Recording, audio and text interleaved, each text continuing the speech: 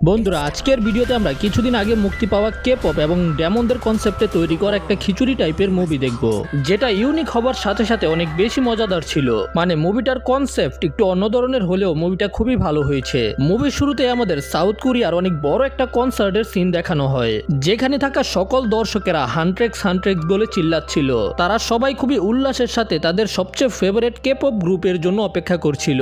কিন্তু সেখানে থাকা হাজারো লোকেরা জানতো না যে এই মেয়েগুলো শুধু সিঙ্গার না, তাদের আসল পরিচয় হলো তারা মনস্টার হান্টার। অনেক বছর আগে যখন পৃথিবীর মধ্যে পাতালের দানবেরা বের হয়ে আসে, আর এই মনস্টারগুলো লোকেদের আত্মা চুরি করে নিয়ে যেত, যেন তাদের লিডার গিমা আরো বেশি শক্তিশালী হয়ে যায়। কিন্তু ওই সময় তিনজন ম্যাজিক্যাল ওয়ারিয়ারের জন্ম হয়। তাদের কণ্ঠের স্বর এত শক্তিশালী ছিল যে যেটার কারণে রাক্ষসদের শক্তি কমে যায়, আর তাদের আওয়াজ মানুষদের ভিতরে থাকা আশাকে জাগিয়ে তোলে। আর মানুষের ওই আশার শক্তি দিয়েই তারা পুরো দুনিয়ার মধ্যে একটা ম্যাজিক্যাল শিল্ড বানায়। এই ম্যাজিক্যাল ব্যারিয়ারটার নাম হলো হরমোন। আর প্রতি জেনারেশনের মধ্যে এইরকম করে তিনজন হান্টারদের চুজ করা হয়, যারা এই শিল্ডকে রক্ষা করে আর সেটাকে আরো শক্তিশালী করে। আর এই গল্পকে শোনানোর পরে সেলিন, যে আগের জেনারেশনের হান্টার ছিল, তার তিনজন ডিসাইপাল যারা বর্তমান প্রজন্মের হান্টার হবে, মীরা, রুমি এবং জয়ীকে বলে এখন সময় হয়ে গেছে গোল্ডেন হারমোনকে বানানোর, যেটা হবে একটা ফাইনাল ব্যারিয়ার, যে ব্যারিয়ারটা ডিমান্ডদেরকে আজীবনের জন্য পাতালের মধ্যে বন্দি করে দিবে।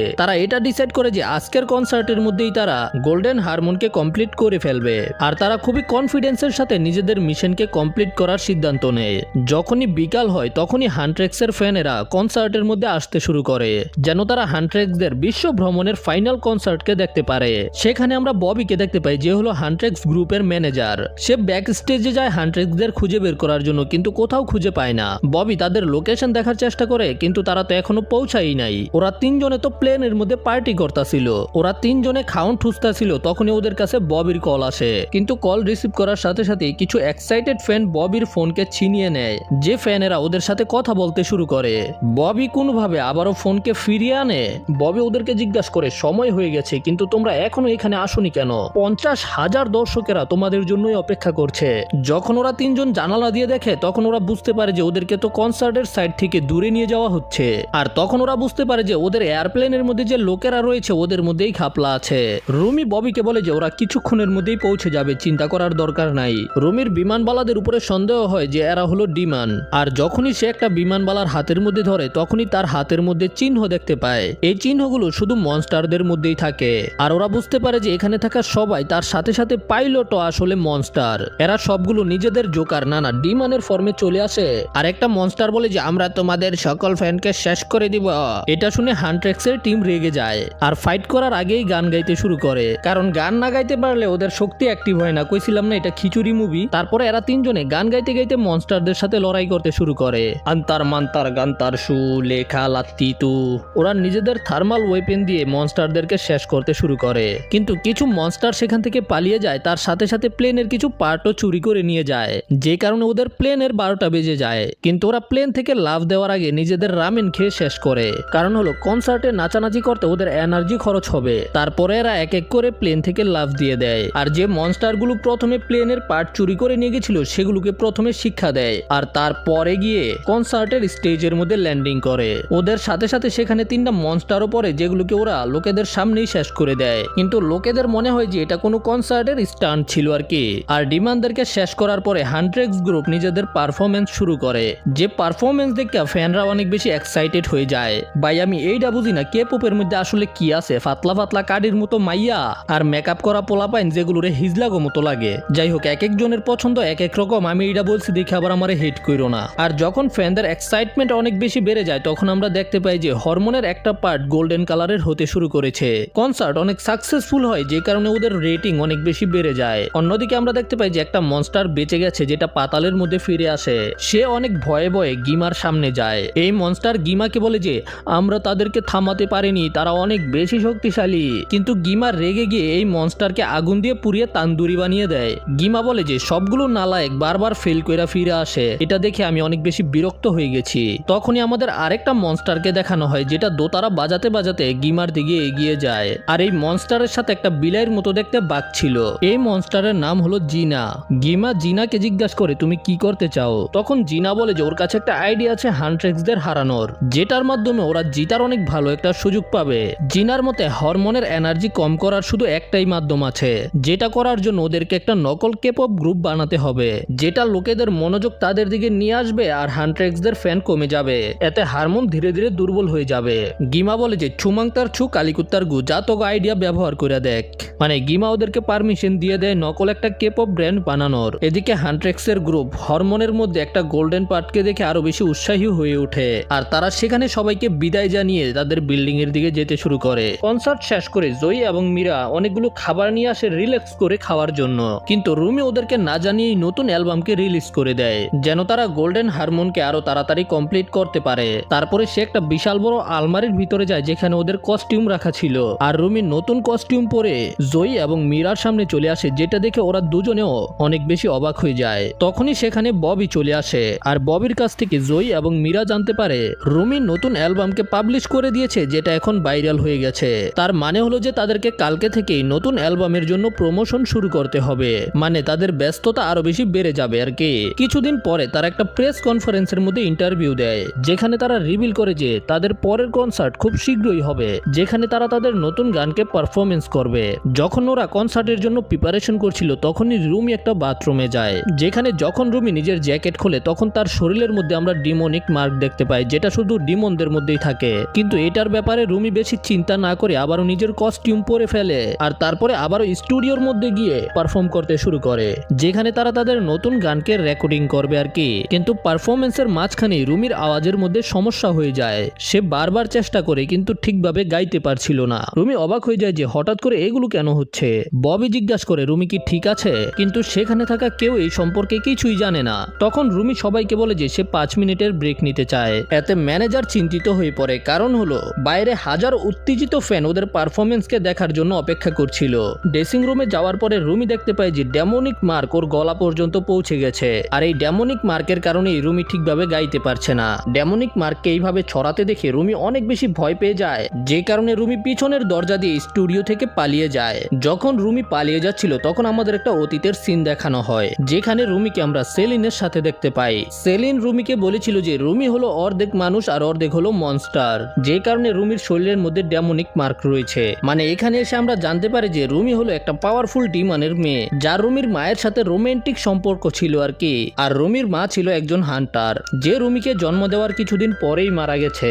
আর সেলিন সবসময় রুমিকে বলেছে নিজের সিক্রেটকে সবার কাছ থেকে লুকিয়ে রাখতে, এই কারণে সেলিন নিজের বেস্ট ফ্রেন্ডদেরকেও এই সম্পর্কে বলেনি। কিছুক্ষণ শহরের মধ্যে দৌড়ানোর পরে রুমি শহরের সবচেয়ে উঁচু বিল্ডিং এর ছাদে চলে আসে, আর সেখানে রুমি নিজের ফ্রাস্ট্রেশন বের করার জন্য একটা চিৎকার করে, যেটা একটা শক ওয়েভে পরিবর্তন হয়ে যায়। আর রুমির এই শক ওয়েভের কারণে হারমোন ড্যামেজ হয়ে যায়। এতে রুমি আরো বেশি আতঙ্কিত হয়ে পড়ে। কিছুক্ষণ পরে বাসায় ফিরে এসে রুমি বাকি দুজনকে বলে যে ওর বয়স দুর্বল হয়ে যাচ্ছে। ওরা দুজনেই রুমিকে সান্ত্বনা দেওয়ার চেষ্টা করে আর বলে যে ওদের কাছে এই সিচুয়েশনকে পার করার জন্য একটা আইডিয়া আছে।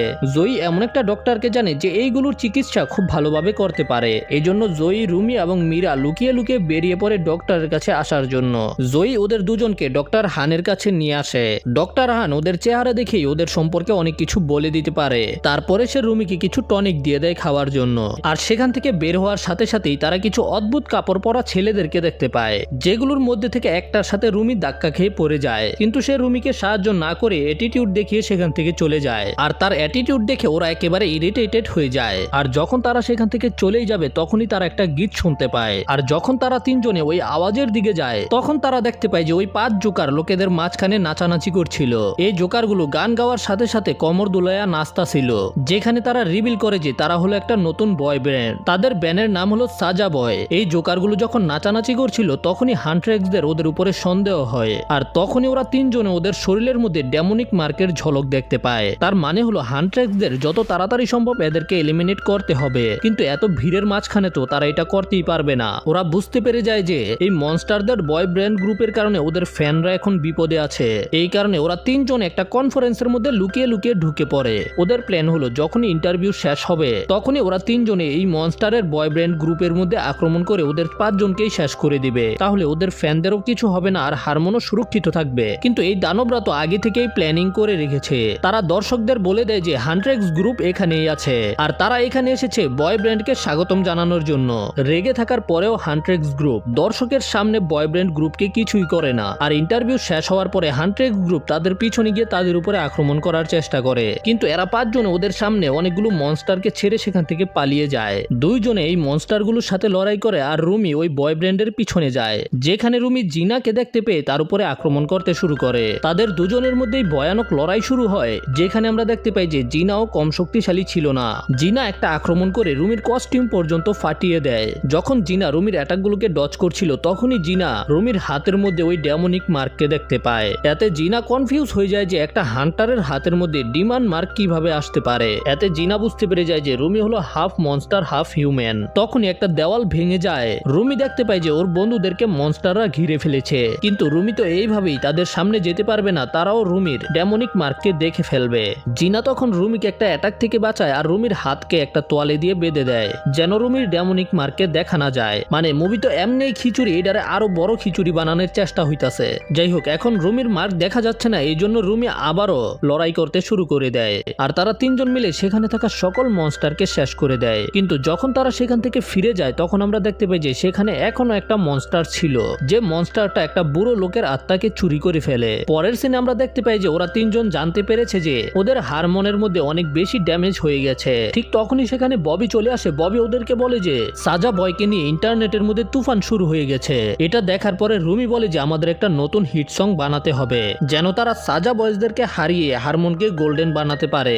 তারপরে রুমি যখন নিজের রুমে ফিরে আসে তখন রুমি বারান্দার মধ্যে একটা আজব দেখতে পাখিকে দেখতে পায়। তখনই সেখানে রুমির সামনে ওই ডেমনিক টাইগার চলে আসে। টাইগার সেখানে একটা ফুলদানিকে ফেলে দেয়, যে কারণে সেখানে অনেক ফানি একটা মোমেন্ট তৈরি হয়। যাই হোক, তারপরে টাইগার নিজের মুখ থেকে একটা ইনভিটেশন বের করে, যেটা সাজা বয়েজদের লিডাররা পাঠিয়েছে, যে সে রুমির সাথে দেখা করতে যায়। তারপর টাইগার সেখান থেকে টেলিপোর্ট হয়ে যেতে শুরু করে আর রুমিও টাইগারের পিছনে পিছনে যায়। সেখানে পৌঁছানোর পরে রুমি দেখতে পায় যে চালের উপরেই জিনু দাঁড়িয়ে আছে, এই জন্য রুমি তার উপরে আক্রমণ করে দেয়। কিন্তু পরে বুঝতে পারে যে এটা তো একটা পুতুল ছিল। তারপরে সেখানে আসল জিনু আসে, যাকে দেখার সাথে সাথে আবারও রুমি তার উপরে আক্রমণ করে দেয়। তখন জিনু তাকে থামায় যে আমি শুধু কথা বলতে চাই। জিনু বলে আমি চাইলে তোমার বন্ধুদেরকে এই কথাটা বলতে পারতাম, কিন্তু আমি কিন্তু বলি নাই, এই জন্য তোমার আমাকে বিশ্বাস করতে হবে। জিনু রুমিকে জিজ্ঞাসা করে যে রুমির শরীরের মধ্যে এই চিহ্নগুলো কিভাবে আসলো, কিন্তু রুমি তাকে এই সম্পর্কে বলতে রাজি না। তখন জিনু বলতে শুরু করে গিমা তাদেরকে কন্ট্রোল করে রেখেছে, কিন্তু রুমির শরীরের মধ্যে এইরকম চিহ্ন থাকার পরেও গিমা রুমিকে কন্ট্রোল করতে পারে না, এটা আজব। আর এটাই হলো রুমির সৌভাগ্য। জিনু তখন বলতে শুরু করে যে আজ থেকে 400 বছর আগে আমিও একটা হিউম্যান ছিলাম, কিন্তু আমার পরিবার ছিল অনেক গরিব। আমি রাস্তায় গান গেয়ে টাকা উপার্জন করতাম, কিন্তু এতে আমাদের পরিবার চলার মতো ছিল না। তখনই আমি গিমার আওয়াজ শুনতে পাই। গিমা আমাকে বলেছিল যে সে আমাকে সাহায্য করতে পারবে, যে কারণে এক রাতের মধ্যে আমার পুরো জীবন পরিবর্তন হয়ে যায়। রাজা মহারাজারও আমার গান শুনতে অনেক বেশি পছন্দ করতে শুরু করে, যে কারণে আমি আমার পরিবারের সাথে রাজপ্রাসাদের মধ্যে থাকতে শুরু করে দেই। এতে আমরা পরিষ্কার কাপড় এবং পেট ভরে খাবার খেতে পারতাম। কিন্তু আমার শরীরের মধ্যে এই ডেমনিক মার্ক চলে আসে, যেগুলো ধীরে ধীরে বাড়তে থাকে। এতে গিমা আমার উপরে সম্পূর্ণ কন্ট্রোল পেয়ে যায়। এতে আমি সারা জীবনের জন্য গিমার গোলাম হয়ে যাই, যে কারণে আমার পরিবার আবারও রাস্তায় চলে আসে আর আমাকে ছাড়া তাদের অবস্থা আরো বেশি খারাপ হয়ে যায়। আর তখন থেকে আমি আমার মাথার মধ্যে তাদের চিৎকার এবং কান্না করার শব্দ শুনতে পাই। গিমা রুমিকে বলে যে তুমিও কখনো তোমার এই ডেমনের চিহ্ন থেকে পালাতে পারবে না। কিন্তু এটা শুনে রুমি রেগে গিয়ে জিনার উপরে আক্রমণ করে দেয়, কিন্তু জিনা সেখান থেকে পালিয়ে যায়। এতে রুমি অনেক ইরিটেটেড ছিল, কিন্তু তারপরেও তারা তাদের পরের গানকে বানানোর কাজ করতে থাকে। এর মধ্যে আবারও একদিন জিনা টাইগারকে পাঠায় রুমিকে ইনভিটেশন দেওয়ার জন্য। ঠিক তখনই সেখানে মীরা চলে আসে, আর টাইগার তখন একটা বাস্কেটকে সোজা করার চেষ্টা করছিল, যে কারণে রুমিকে অনেক কষ্ট করতে হয় টাইগারকে লুকিয়ে রাখার জন্য। যাই হোক, মীরার মনে হচ্ছিল যে রুমি তাদের কাছ থেকে কিছু লুকাচ্ছে, এই কারণেই সে এখানে এসেছিল। যাই হোক, তারপরে রুমি টাইগারকে একটা ইনভিটেশন দিয়ে দেয় যে সেও জিনুর সাথে দেখা করতে চায়। তারপরে যখন রুমি জিনার সাথে দেখা করে, রুমি বলে যে সে তাকে গিমার গোলামি থেকে মুক্ত করার রাস্তা পেয়ে গেছে। রুমি বলে যে যখন হারমোন গোল্ডেন হয়ে যাবে তখন ডিমন লর্ড পৃথিবীর মধ্যে আসতে পারবে না, আর এতে রুমির শরীরে থাকা মার্কও চলে যাবে আর জিনাও একটা মানুষের জীবনযাপন করতে পারবে। এতে রুমি জিনার কাছ থেকে সাহায্য চায় যেন হান্ট্রেস গ্রুপ আবারও ফেমাস হয়ে যায়। আসলে যখন তারা আবারও ফেমাস হয়ে যাবে তখন তারা নিজেদের ফ্যানদের সাথে অনেক মজবুত একটা কানেকশন বানাতে পারবে, আর এতে তারা হারমোনকে এত শক্তিশালী বানিয়ে দিবে যেন কোনো মনস্টার আর উপরে না আসতে পারে। আর এই আলোচনার মাঝখানেই তখন একটা ব্রেসলেট বিক্রি করা মহিলা চলে আসে, যে ওদের দুজনকে গার্লফ্রেন্ড বয়ফ্রেন্ড মনে করে। ব্রেসলেট বিক্রি করা মহিলাটা রুমিকে একটা ব্রেসলেট দেয়, আর রুমি সেটাকে জিনাকে দিয়ে দেয় যেন জিনা ওদেরকে সাহায্য করে। রুমি বলে যে সে তখনই মুক্ত হতে পারবে যখন তারা গিমাকে হারিয়ে দিবে। এতে তখন জিনা রাজি হয়ে যায়। তারপরে সিনে আমরা দেখতে পাই যে ওরা 3 জনের রিহার্সেল করছিল, আর রুমি বলে যে ওরা যে রিলিক্স তৈরি করেছে সেটা ওর পছন্দ হয়নি। এটা শুনে ওরা দুজনে অনেক বেশি কনফিউজ হয়ে যায়, আরে আমরা তো এটা একসাথে মিলে বানিয়েছি তাই না। ওরা রুমিকে জিজ্ঞাসা করে তুমি কিছুদিন ধরে অনেক আজব আচরণ করছো। তখনই ওরা তিনজনে একটা শক ওয়েভকে অনুভব করতে পারে। এই জন্য ওরা তাড়াতাড়ি সেখান থেকে চলে আসে, যেখানে আমরা ওদেরকে একটা ট্রেনের ছাদের মধ্যে দেখতে পাই মনস্টারদের সাথে লড়াই করতে, যেখানে হাজার হাজার মনস্টার বেরিয়ে আসছিল। আর এরা তিনজনের রেগে ওই মনস্টারগুলোর উপরে ঝাঁপিয়ে পড়ে, আর তারা তাদের নতুন গানকে গাইতে গাইতে মনস্টারদের সাথে লড়াই করতে থাকে। এই ডিমান্ডদের সাথে লড়াই করে তাদেরকে তো হারিয়ে দেয়, কিন্তু অনেক বেশি দেরি হয়ে যায়। যখন তারা ট্রেনের ভিতরে আসে দেখতে পায় যে সেখানে থাকার সকল মানুষ গায়েব ছিল। তার মানে হলো যে মনস্টাররা সব মানুষদেরকে নিয়ে গেছে। তার পরের সিনে রুমি আবারও জিনার সাথে দেখা করতে যায়, আর তাদের আলোচনা থেকে জানতে পারে যে জিনার সাথে কথা বলে তখন রুমির গলা ঠিক হতে থাকে।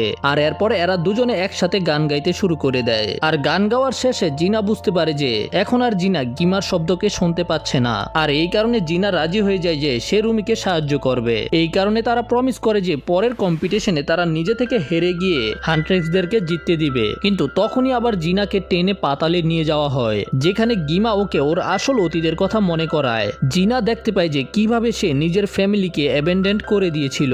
আসলে জিনা রুমিকে মিথ্যা কথা বলেছে যে জিনা নিজের পরিবারকে রাজপ্রাসাদে নিয়ে গিয়েছিল, তার বদলে জিনা তাদেরকে একা রেখেই নিজেই রাজপ্রাসাদের মধ্যে চলে যায় আর সেখানেই বসবাস শুরু করে দেয়। আর তখনই গিমা আবারও জিনাকে নিজের কথার জালে আটকে ফেলে। আর তার পরের সিনে আমরা দেখতে পাই যে হান্ট্রেক্স গ্রুপ ডিসাইড করে যে তারা তাদের পরের কনসার্টের মধ্যে অন্য কোনো গান গাইবে। আর কনসার্টের দিন বিকাল হতেই সেখানে হাজার হাজার মানুষ চলে আসে। আর যখনই এরা তিনজনে নিজেদের ড্রেসিং রুম থেকে বেরিয়ে আসে তখনই তারা বাইরে সাজা বয়েজদেরকে দেখতে পায়। এদিকে হোস্ট বলছিল যে প্রথমে সাজা বয়েজদের পারফরমেন্স হবে, কিন্তু তখনই হঠাৎ করে স্টেজের লাইট বন্ধ হয়ে যায়। আর ববি এসে মেয়েদেরকে বলে যে তাদেরকে আগে পারফরমেন্স করতে হবে, কারণ হলো সাজা বয়েজদের স্টেজের মধ্যেই ঝগড়া হয়ে গেছে।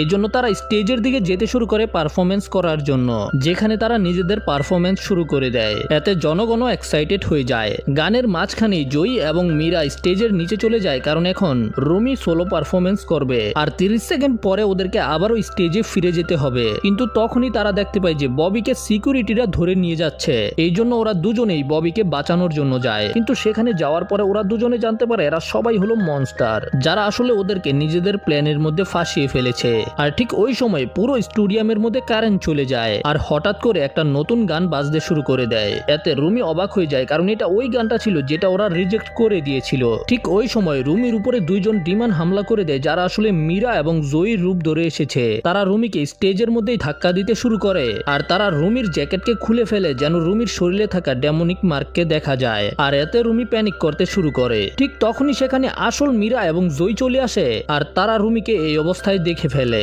রুমি নিজের ফ্রাস্ট্রেশনে চিৎকার করে, যে কারণে স্টেডিয়ামে থাকা সকল লাইট ভেঙে যায়। রুমি তখন জয়ী এবং মীরাকে দেখতে পায়, কিন্তু তারাও রুমিকে একটা মনস্টার মনে করে। আর এটা দেখার পরে রুমি সেখান থেকে পালিয়ে আসে, যেখানে রুমি জিনাকে দেখতে পায়। আর রুমি রেগে তাকে জিজ্ঞাসা করে যে জিনা এরকম কেন করলো। তখন জিনা জবাব দেয় যে এখন পর্যন্ত সে যা কিছু বলেছে সবকিছু মিথ্যা, আর এখন রুমিকেও এটা মেনে নিতে হবে যে রুমি একটা মনস্টার। আর এইগুলো বলার পরে জিনা সেখান থেকে চলে যায়, আর রুমি যা কিছু হচ্ছে এই সবকিছুর জন্য নিজেকে দোষ দিতে শুরু করে। আর এতে রুমি একেবারে ভেঙে পড়ে, আর রুমি যত দূরে চলে যাচ্ছিল হরমোনও তত বেশি ফাটতে শুরু করে দেয়। আর ঠিক ওই সময় মীরা এবং জয়ীও বুঝতে পারে যে হারমোন একেবারে শেষ হওয়ার পরিস্থিতিতে চলে এসেছে।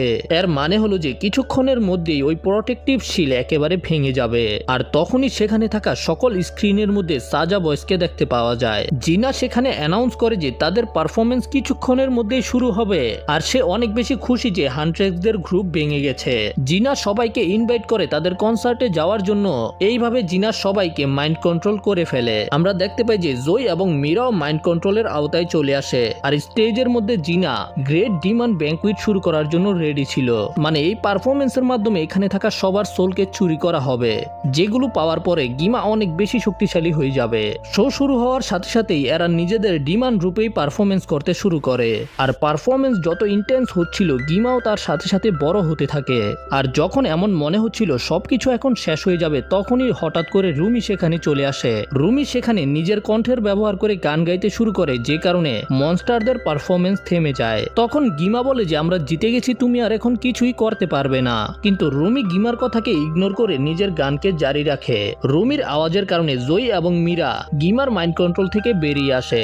আর মাইন্ড কন্ট্রোল থেকে বের হওয়ার সাথে সাথেই তারা রুমির কাছে এসে রুমির সাথে গান গাইতে শুরু করে দেয়। তাদের আবারও একসাথে হওয়ার কারণে কারণে অনেক শক্তিশালী একটা ফোর্সের তৈরি হয়। এতে গিমা ভয় পেয়ে সেখানে অনেকগুলো মনস্টারকে নিয়ে এসে হান্ট্রেক্সদের উপরে আক্রমণ করিয়ে দেয়, কিন্তু এরা তিনজনে ভয় না পেয়ে গান গাইতে গাইতে এদের সাথে লড়াই করতে শুরু করে দেয়। আর ওদের একসাথে পারফরমেন্সের কারণে হারমোন আবারও তৈরি হতে শুরু করে দেয়। তাদের ইউনিটি এবং হোপের শক্তির কারণে সেটা আরো বেশি শক্তিশালী হতে শুরু করে। আর এই বিপদকে দেখার পরে গিমা সেখানে থাকা সকল ডিমান্ডকে অ্যাবজর্ব করে ফেলে, যাতে গিমার শক্তি আরো বেশি বেড়ে যায়। তারপরে গিমা রুমির দিকে ইনফার্নো ফ্লেম দিয়ে আক্রমণ করে রুমিকে রোস্ট করে ফেলার জন্য।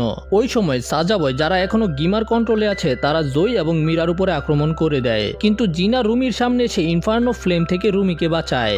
জিনা রুমিকে বলে যে আমার সকল ভুলের জন্য আমাকে ক্ষমা করে দিও। আর ইনফার্নো ফ্লেমের কারণে জিনুর শরীর ধ্বংস হতে শুরু করে দেয়। রুমি বুঝতে পারছিল না যে রুমি এখন কি করবে। রুমি তো শুধু সবাইকে মুক্ত করতে চেয়েছিল। তখন জিনু বলে যে তুমি আমাকে মুক্ত করে দিয়েছো। আর এরপরেই জিনু ধ্বংস হয়ে যায়, কিন্তু জিনুর যে হোপ ছিল সেটার শক্তির কারণে আর দর্শকদের হোপের শক্তি মিলে রুমির তলোয়ার আরো বেশি বড় হয়ে যায়। আর গান গাইতে গাইতে অ্যাটাক করে রুমি গিমাকে শেষ করে দেয়। আর তারপরে তারা নিজেদের শক্তির ব্যবহার করে পৃথিবীর উপরে আরো একটা হরমোন বানিয়ে ফেলে। এতে সবকিছু আগের মতো হয়ে যায় আর হান্ট্রেক্সরা আবারও ফেমাস হয়ে যায়। তারপরে সিনে আমরা দেখতে পাই যে তারা তিন বান্ধবী একসাথে মিলে বাথ হাউসের মধ্যে রিল্যাক্স করছে।